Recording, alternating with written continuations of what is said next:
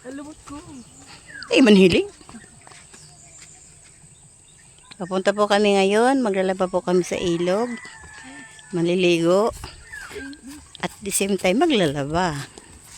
Siya po ang aking anak na bunso na pinakagwapo sa buong mundo. Para po sa akin.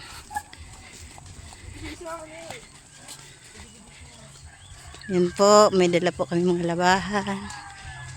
Papunta po kami na ngayon. Malapit na po kami. Si Harrison, may dalang salbabida. No, are you excited?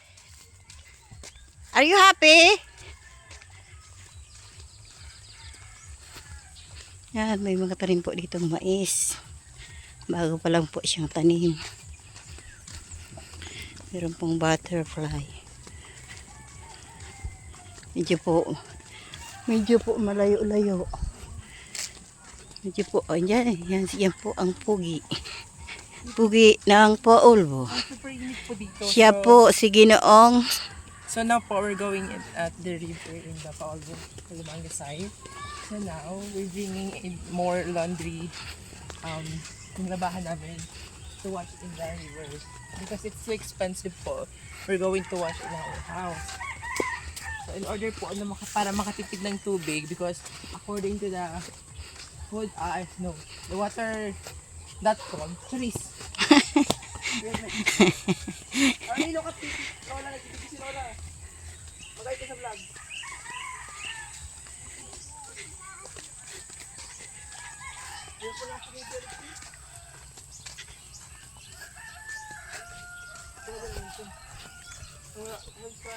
Yan po, tanim pong mani. Yan po. Basta marami po yan laman pag yan po in-harvest na. Namumulaklak na po siya ngayon. At ang katabi niya po ay mga kamuti. Kadami pong kamuti. Siguro po mga 1 month. Mga harvest na po ang laman yan. Mga kamuting yan. Yan, malapit na po kami sa aming pupuntahan. Medyo nakakapagod po pero okay lang. At least maliligo po kami. Yan, mga kamuti po yan. Ito po ang binhi ng singkamas. Pag ano po, mamumunga po siya, mamumulaklak na. Pag may bunga na po siya, siyempre tinatanim para nagiging na siyang singkamas. Masarap po yan pag summer. Singkamas, ginagawa din po yan. Lumpia, masarap po yan. Lumpia, may laman na. Nandito na po kami sa ilog. Ikaw naman ito. Ah. Anong vlog mo nakapindot daw?